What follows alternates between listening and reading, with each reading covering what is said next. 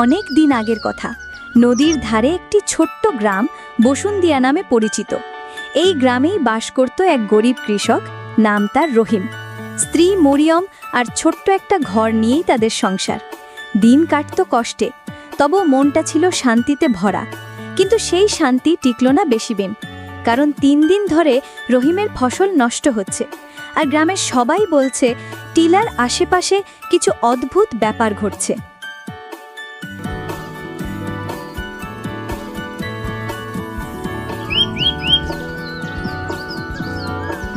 সব ফসল শেষ হয়ে গেল। আর একবার জমি নষ্ট হলে চাল ডালও ধার দিতে পারবে না মুন্সি মিয়া। এভাবে কতদিন চলবে রে মরিয়ম? আমি কি বলবো গো, 60 টাকাটাও তো বাকি। শুধু তুমি আমাদের ভরসা। আজ শেষবার চেষ্টা করব। ফসল না হোক, জমিতে গিয়ে দেখি রাতে আলোটা যে দেখেছিলাম সেটা আবার দেখা যায় কিনা। আলো? তুমি আবার টিলার দিকেই যাবে? ওটা তো গ্রামের সবাই নিষিদ্ধ বলেছে। হ্যাঁ, কিন্তু যদি কিছু লোকানো থাকে, যদি ওই টিলার আলো কোনো ইশারা হয়। ইশারা হোক, কিন্তু ভয়ঙ্কর হোক না যেন। আমার কেমন জানি মনে হচ্ছে কিছু একটা ঠিক নেই। সব ঠিক হয়ে যাবে, তুমি দোয়া করো। রহিমের এই কথাগুলোতে নিজের ওপর বিশ্বাস তো ছিল, কিন্তু মনে মনে ভয়ও ঢুকেছিল।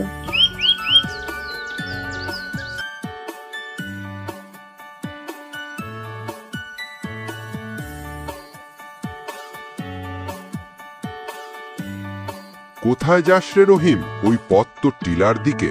হ্যাঁ কাকা, আমার জমিতে আলো দেখেছিলাম, সেটাই দেখতে যাচ্ছি। শোন, টিলায় কেউ যায় না। যতদিন আমি বেঁচে আছি এতগুলো অদ্ভুত জিনিস দেখেছি ওখানে। অনেকের নাম নেই, হাড়গোড়ও ফিরে আসে নাই। তাহলে আলোটা কি? আলো মানেই সব ভালো না রহিম। কখনো কখনো অন্ধকারও আলো হয়ে আসে ভাত তৈরি করতে। কাকা, আমার আর উপায় নেই।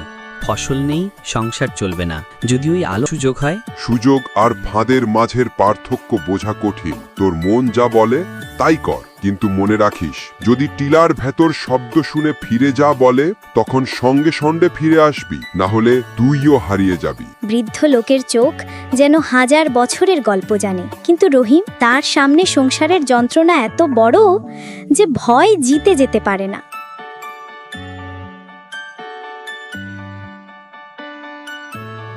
হঠাৎ আবার সেই আলো।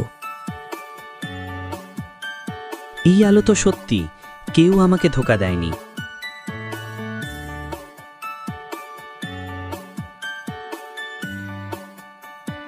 ফিরে যা, ফিরে যা। কে কে বললে? এটা কি হলো? ফিরে যা, ফিরে যা। যদি এভাবে ভয় দেখায় তবে বুঝতে হবে ভেতরে কিছু আছে। আমি ফিরে যাচ্ছি না, আমি দেখেই ছাড়ব। এতদিন ফসলের জন্য কেঁদেছি, আজ যদি কিছু পাওয়া যায় তাহলে আমার সন্তানরা বাঁচবে। তুমি দেরি করে ফেলেছ। দেরি? কে বললে? কোথায় আছো? সামনে আসো। রহিমের মনে হচ্ছিল যেন শত শত বছর ধরে কেউ নামেনি, আর অন্ধকারের গন্ধে বাতাস ভারী। আলো? এটা কি সেই আলো যেটা আমি দেখেছিলাম?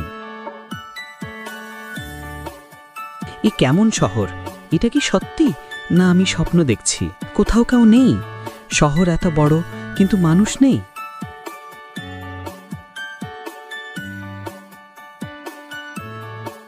তুমি অবশেষে চলে এলে। কে বলছেন? আমি কিছু বুঝতে পারছি না। আমরা বহুদিন ধরে অপেক্ষা করেছি জাগ্রত হওয়ার দিন, নায়কের আগমনের দিন। নায়ক? আমি তো শুধু একজন গরিব কৃষক। তোমার উপস্থিতি সব দরজা খুলেছে। তোমার হাতেই শহর জাগবে অথবা ধ্বংস হবে। আমি কিছু চাইনি, আমি শুধু আলো দেখে এসেছি। আমাকে যেতে দাও।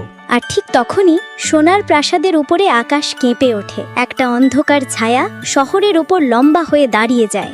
পরের পার্ট দেখার জন্য ভিডিওতে লাইক দিয়ে চ্যানেলটি সাবস্ক্রাইব করে পাশেই থাকুন। শীঘ্রই পরের পার্ট আসতে যাচ্ছে।